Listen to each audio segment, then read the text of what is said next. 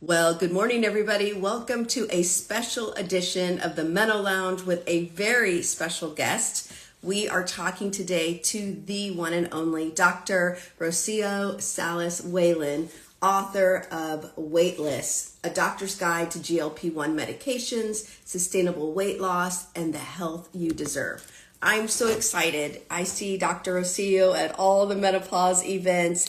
And so we finally found a time to sit down together to talk about her book, her personal theory about obesity. This has been her specialty, her passion for so long, and I'm really excited to share with you. So let me see if I can find her out there. Let's see. It's early morning here in Northern California. Hey, Ms. Mickey, how are you? But she's on the East Coast. Let's see. Dr. is always a fun part. Here she is.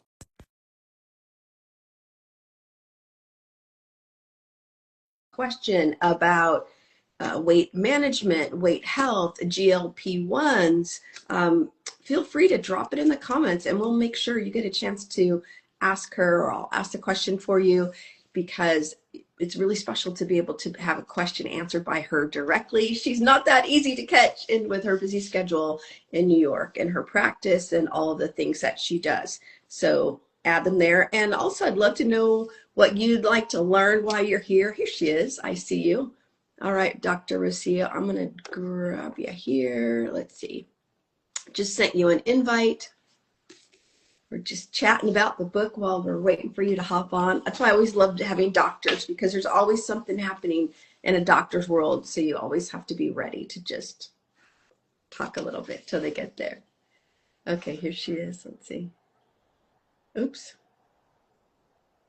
Uh-oh, Dr. Salas-Whalen, it says you're unable to hop on, but I never trust Instagram when I see that. So keep going. You'll be able to make it work. I believe. I see that, Melanie. Sorry about that. Hi, Christine. Good morning, everybody. It's still morning. Still morning where you are? Okay, Dr. Rocio, let me see if I can send you another invite. See if that helps. We'll get you up here. There you are. How are you? Hi. It's still morning, right? Yeah, it's still 10:30. So yeah. It's 10:30. I'm going to scoot back here. I'm sitting too close to my desk this morning. Did you get all the people off to school and all the things? Yeah, and we're going to Miami. This New York weather is You had enough. terrible. I had enough. At least for the weekend. At least for the weekend. So we said, that sounds good. Well, even in Northern California, it's cold. It's like winter. My son got stuck in the snow, like, oh my God. But Yeah. that's what happened Yeah. when you're a 24, 25-year-old young man and you and your friends decide to go skiing in a snowstorm, right? So Exactly. adventure. Well, so glad you're here. I cannot wait to have this conversation. Of course, our worlds collide. I've shared everybody with your bio, being a board certified, of course, endocrinologist specializing in obesity medicine, and just your passion around helping women with their weight health. And for us, stumbling into weight health with the bars, initially thinking it was about nutrition and realizing that our ingredients, the fiber matters so much, and the protein. You have a new product that we're going to talk about also, with your protein. And so let's just get into it. You have a special perspective, I kind of think, about obesity and metabolic health that you bring to this conversation. That's not just kind of the outdated, calories in, calories out. Tell us more about that. I mean, it's not a different perspective. It's just that we need to recognize that obesity is a chronic disease, right? It's not an aesthetic issue. It's not about fitting in a size 0, size 2 dress. It's about improving the things that can increase your risk of disease or improve your health, right? So we're talking about to decrease the risk of disease is decreasing visceral fat, decreasing percentage body fat, because that's what's pro-inflammatory, what can lead to complications and other chronic diseases. But we also have to talk about muscle. We cannot talk about obesity as a medical problem without having the conversation of muscle mass, because muscle mass is truly the organ of longevity. You know, all these longevity specialists and longevity clinics, I mean, you have it inside you, and that's called muscle mass. So we cannot talk just concentrating on fat loss. We also have to concentrate in muscle mass, because both are equally important. At all ages, I know you and I are in the perimenopause, menopause conversation. And how does that change as we age? Does it matter as much when you're younger? Remember the days of like just drinking Diet Coke and running on the treadmill? And then now that doesn't really work so much in terms of building muscle and losing fat. I think that's a great question. I think muscle is important at any age, right? Because if we're talking in your early 20s, you're really building that roots of health, right? It's muscle is like, you have to think about it. If somebody tells you, I'm giving you this beautiful land and you can build a house, but in your 40s, 30s, there's going to come a hurricane. Like, how do you want to build your house? So that's how you have to think about it. You want a strong house, so to protect it when all these big changes come in. And also in our 20s and our 30s, it's easier to build muscle because we don't have children, we're not married, maybe we're still studying. So that's the time to start the discipline, right? And then continuing in your 40s, 50s. So it becomes more like a prolongation, a continuation, and not necessarily like, oh, I'm starting something that I've never done in my life in my 40s, and it seems a little bit more intimidating. So the earlier, the better. But definitely as we age, after 40, 56, muscle becomes our cane of independence, right? Wait a Muscle minute. is That is powerful. I haven't heard you say that before. The cane of independence. And so keep going. If we build that muscle, then we don't need to see ourselves with the cane. exactly, and we don't have to. We're gonna be able to get out of the bathroom by ourselves. Like, we all want that privacy and independence as we age. So to maintain it and to really keep it, muscle is your structure. So you need to have a strong core to prevent falls, right? To be able to lift things, to pick up things, to get out of a chair, right? So that's going to be muscle. So we need to refocus health it more muscle centric than necessarily obesity centric or fat centric. That feels like a real shift to me, because especially when I think of obesity medicine, even GLP-1s, we're talking so much about fat loss. I mean, I'm thrilled the conversations moved from scale weight to fat loss percentage, right? That's the number that To body matters. composition, more Yes, from scale to body composition. right. Because scale can indicate all kinds of things: water this day, salt this day, hormones, Exactly. blah blah blah. But it's that body fat percentage, that composition, lean body mass, that matters. So that's a big shift. But pulling that all together, it's not easy. I don't think we're quite there, especially women after so many years of being focused on scale weight. How do you help women Oh, make that psychological leap? I was going to make that post yesterday that one of the things, the hardest thing for me on working is shifting that mentality of calories. The scale tells me this, into my body composition, sizes, right? How my clothes fit. It's really hard. It's very ingrained in us, right? I can even see my 11-year-old thinking, oh, this has too much calories. And I don't even talk about calories in my, so we're exposed so much, right, in school and TV. So it's really almost in our genes to think like that. So it's going to take time, really, to really incorporate body composition in our daily language about health. But the best way that I've helped women to move that thinking is by showing them their body composition, right? Because one thing is telling you, oh, you're going to lose muscle. And another thing is like, look, you lost 2 pounds of muscle and no percentage body fat. And you lost 5 pounds, but you lost muscle. It really makes a difference when they can visualize it. And then they start concentrating more of, oh, my next visit, I don't want to lose muscle. I want to gain muscle. And they're looking forward to their next visit and seeing what changes happen, right? And it doesn't happen at the first time. It's not like I have a conversation and then the next visit, boom, everything changed. then Right. maybe they start lifting weights, but they don't get the nutrition part yet that they have to do the protein. And then like, okay, you're lifting, that's great, but you need to feed the muscle to actually grow, right? So but once they switch, there's no return to thinking like the other way. Yeah, it's really hard to go back, but it takes, I don't think women, especially in midlife, anticipate the patience required Oh, because it takes time. And we're still in the, lose weight in 12 weeks or less mode, yeah, right? yeah, yeah, yeah, yeah. Versus a little bit every single day. It's a journey, it's progress. How do you help women with that conversation around patience and progress? I mean, I tell them, and they see it too, right? Like they may work out a lot and then they come in 3 months and they only gain 2 pounds of muscle and they're like a little bit disappointed. And I tell them, and that is, you can gain ideally a pound of muscle per month, Mm, right?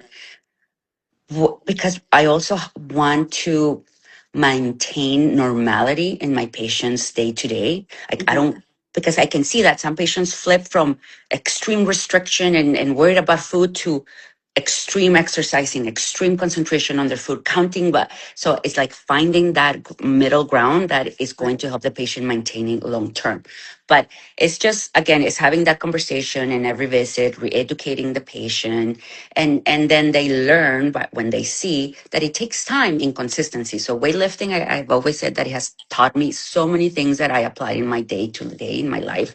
To have yeah, patience, to know that things that are worth take time, that you have to have discipline for your muscle to grow, and that all nutrients are not the same. You have to really focus in lean protein for not to gain also fat. So mhm, when I see a normal body composition, I can tell so much from that. I know they're sleeping. I know they're eating healthy. I know they're lifting weights. And they have discipline. They have patience, so that everything is functioning correctly when a patient has a higher muscle mass than body fat body composition. yeah. That says a lot, right? And now, what do you think about body composition scales at home? They're not obviously as great as what you can get and have in your office, but as a baseline, do you think that that's a good choice? 100%. That even if they're not 100% accurate, they're much better than a regular scale that you can have. I always Yeah. tell patients that, right? Now, home body scales or home body composition scales, they can vary from one day to the next. So the most important thing to try to have consistency is you have to be at the same level of hydration in your body every time you go on the scale, Mm, because dehydration may change your muscle mass, and if your muscle mass changes, your percentage body fat is going to be different, right? So you need constant level of hydration, and the best way to do that every time you go in the scale is when you wake up, pee the urine from the night, and then get on the scale. And every time you go on the scale, do the same thing, because that's going to be the most consistent level of hydration that you can have, right? yeah. Because that matters. And hydration is a huge part of this equation too that we don't talk about all the time because we need water. And I'll let you, as an expert, talk more about that water to move things through and hydrate all systems in our body. So can you Yeah. I elaborate mean, on that? Yeah. people really underestimate the effect of dehydration. They think, oh, I'm just dehydrated, I'm dry, I need to drink water.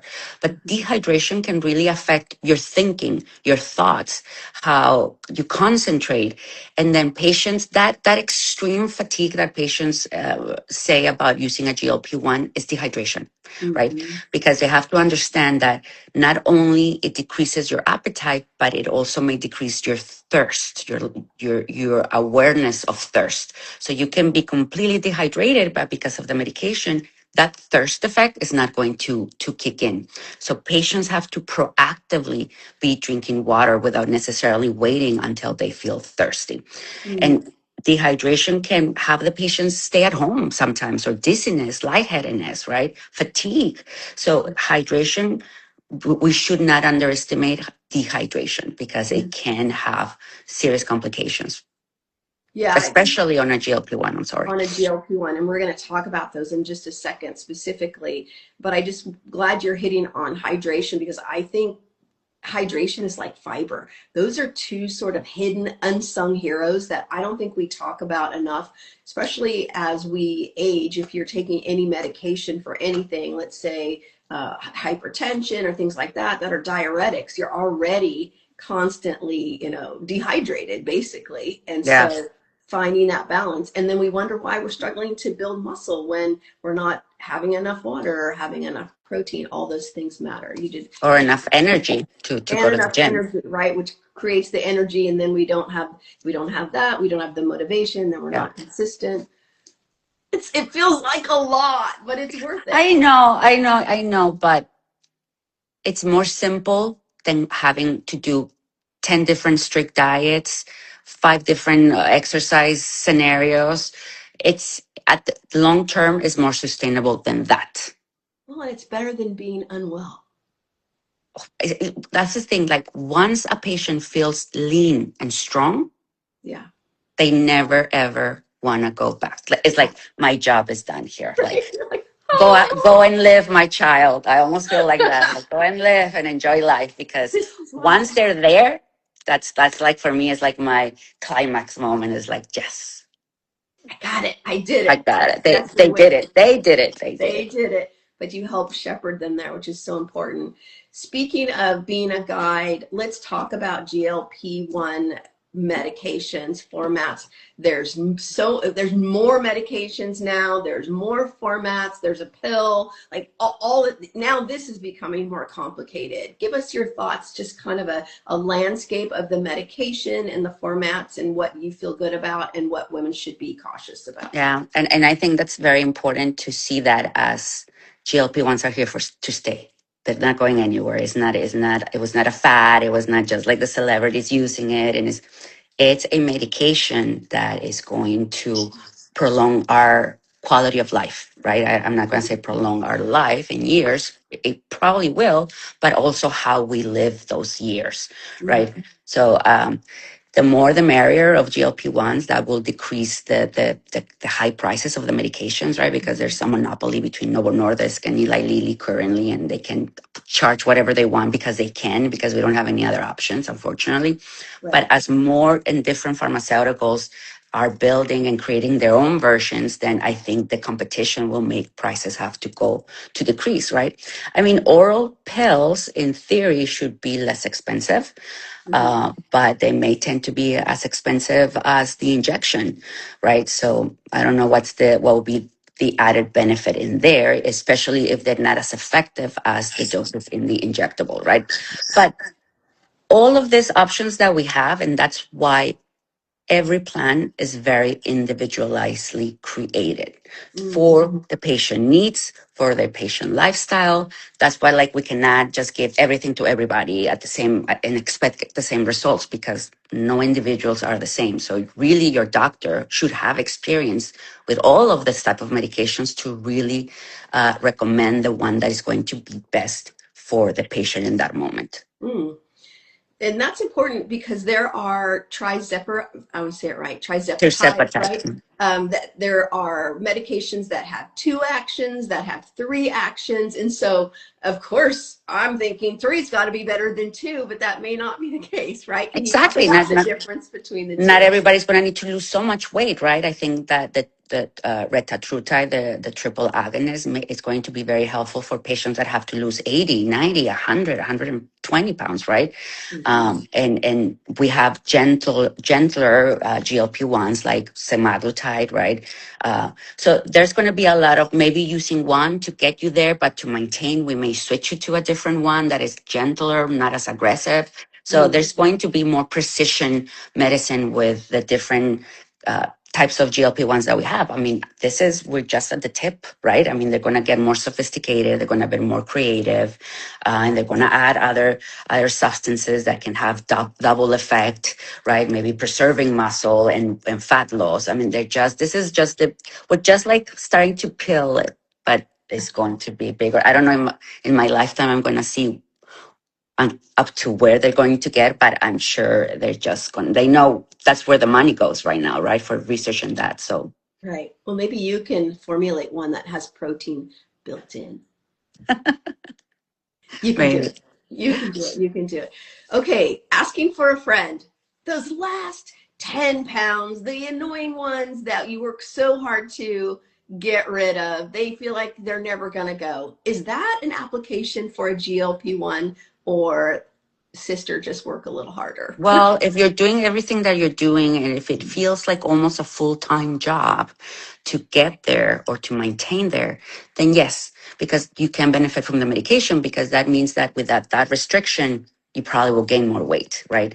So when it feels like a full-time job to maintain your weight or lose those 10, 15 pounds, it shouldn't be a full-time job. Our body is not designed for that, right?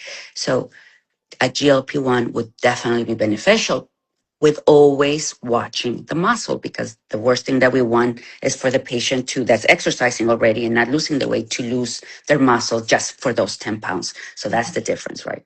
Well, and I don't know that we're so happy when we get to skinny fat, right? Especially Oh, as we age, because gravity is not our friend.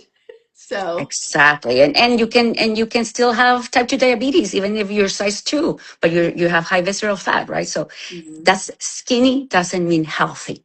And that's something that it's also ingrained in our body, right? Like thinness, skinny is not attractive, number one. And second, it's not true health. It's not health. that's what we want to be: healthy, fit, strong, Strong, strong, strong. strong, strong, strong. Okay, we have to talk about microdosing, maintenance and microdosing, the two M's. So, do you have to take a GLP-1 forever? And if you do, is that terrible or not? And then, is microdosing a thing, or is that a made up term? Microdosing is a made up term, because the the actual literal translation of microdosing is that you would use 1,000th of the regular dose, right? So we don't get to that. Now, what it's upsetting for microdosing is that it's by the wellness community, by the influencers, by people that want to promote it like is the holy grail a GLP-1. We don't have a single study showing improvements in cardiovascular health and sleep apnea and psoriasis that is not done in patients with type 2 diabetes or obesity. We don't have studies using a GLP-1 on healthy individuals, right? And to say a healthy individual would benefit from a GLP-1, then they should have a normal body composition, right?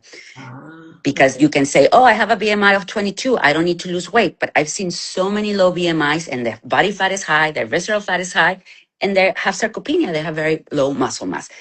When they use a GLP-1, a person with a BMI of 22 and thinking they don't need to lose weight, and they said, oh my God, it changed my life, I feel better, it's because that body fat is decreasing. You're probably not eating as pro-inflammatory food anymore, right? You maybe are drinking less.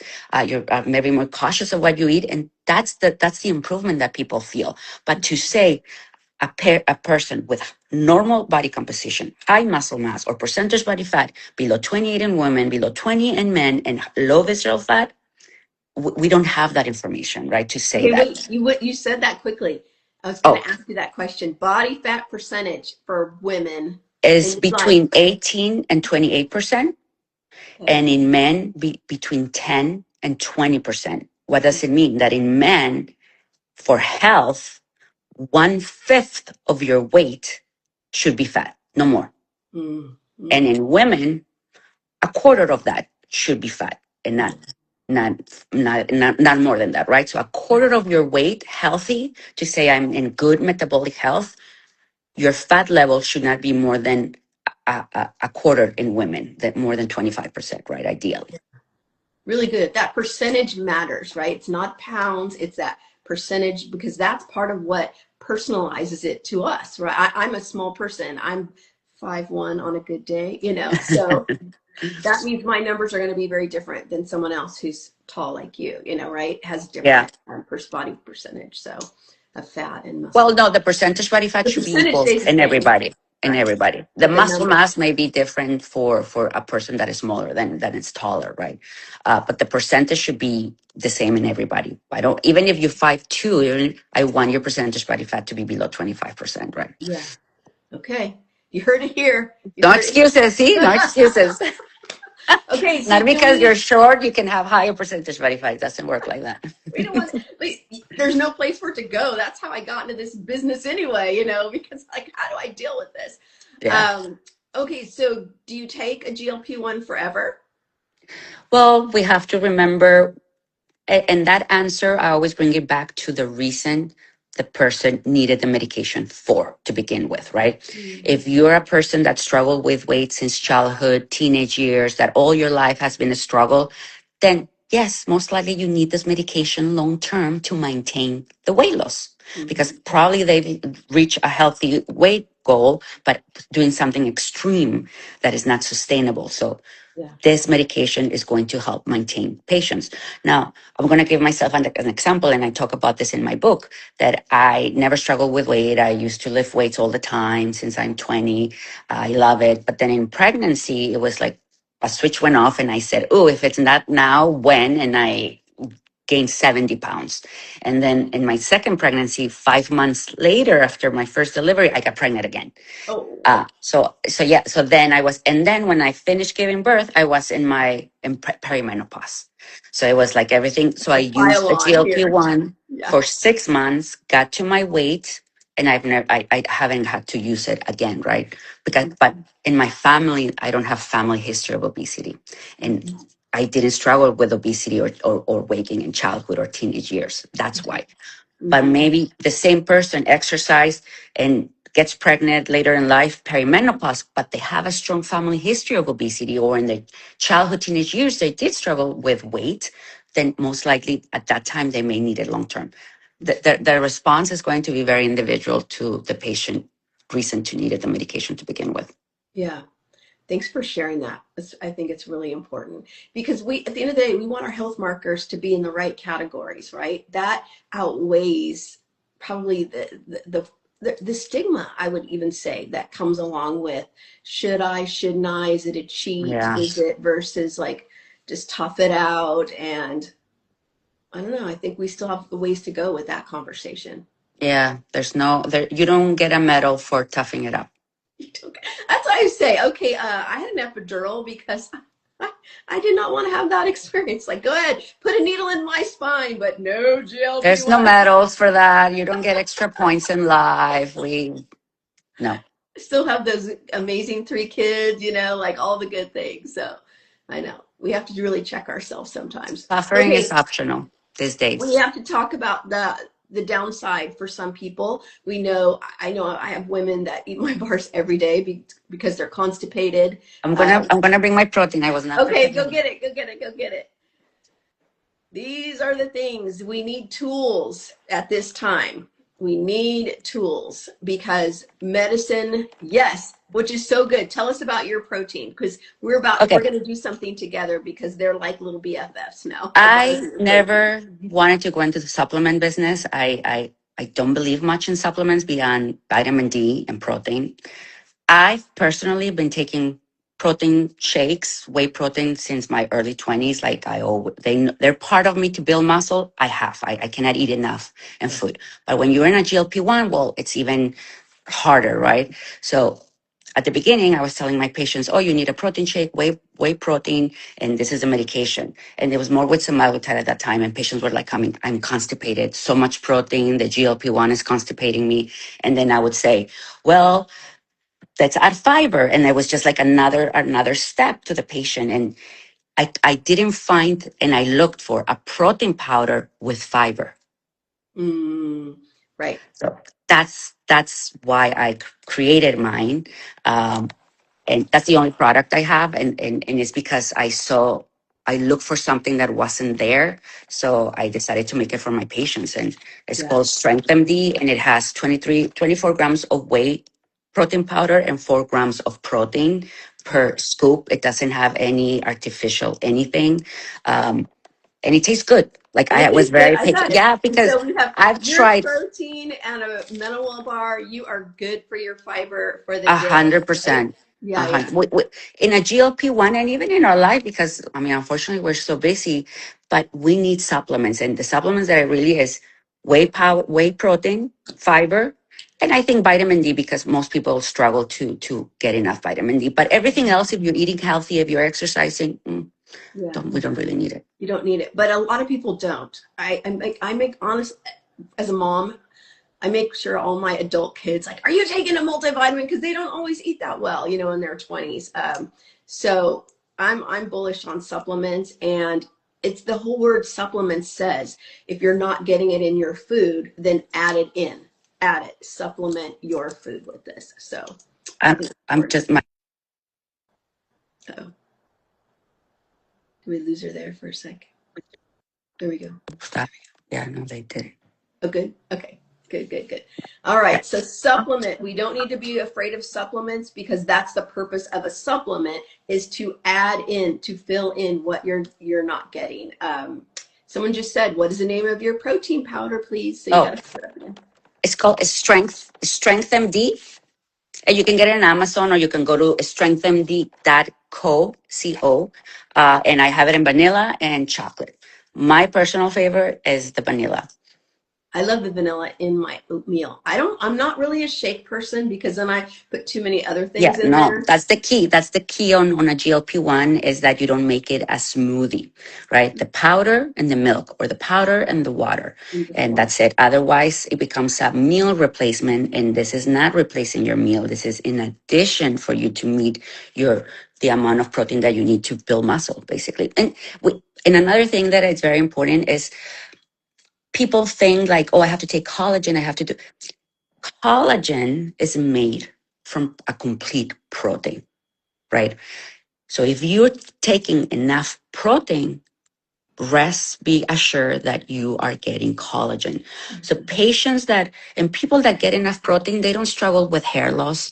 They have healthy hair. They don't struggle with too much dehydration or wrinkles or saggy skin, because they're building collagen with the protein. So I need them to concentrate exclusively in the protein, because everything else is just going to fall in place, including bone, right?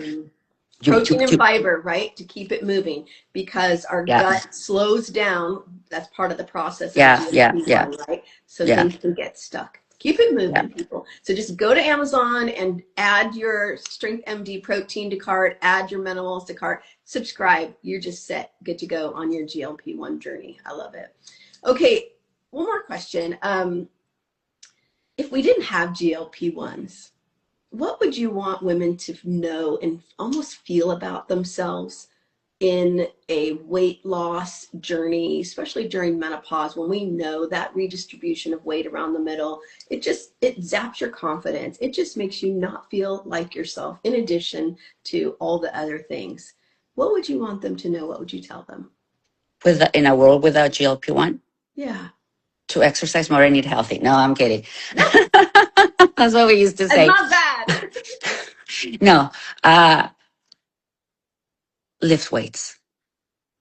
Lift weights. Because when you're concentrating on building muscle, parallel to you building muscle, something is happening. Your body fat is dropping. You're losing body fat. So to feel confident, you need to feel strong, because if you're weak, you don't feel confident either, right?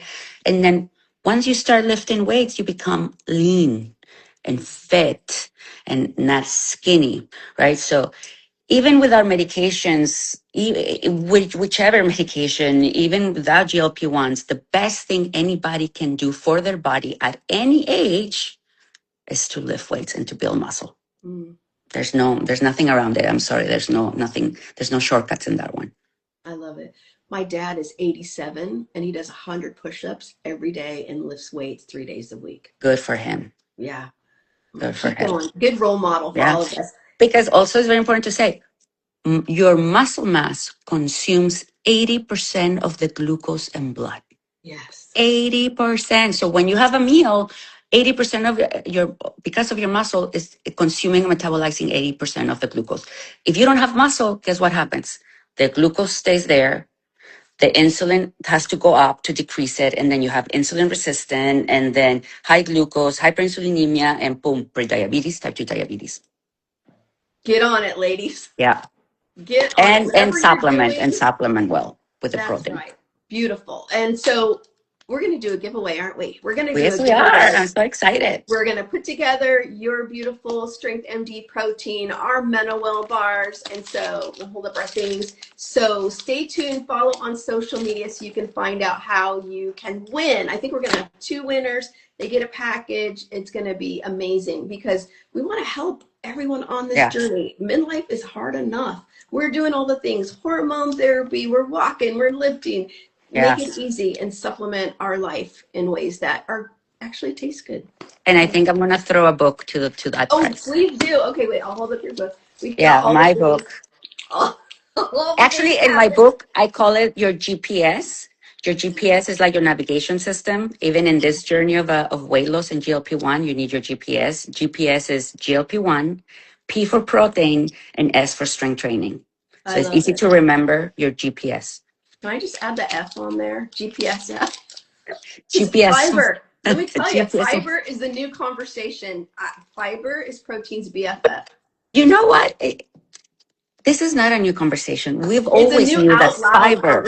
Yeah, we've always known that fiber is important. We always know that protein is important. What's bringing it all more like relevance is the GLP-1 and the weight loss that people are having, right? That is really making us to see what really matters in your nutrition. And we know it's protein and fiber.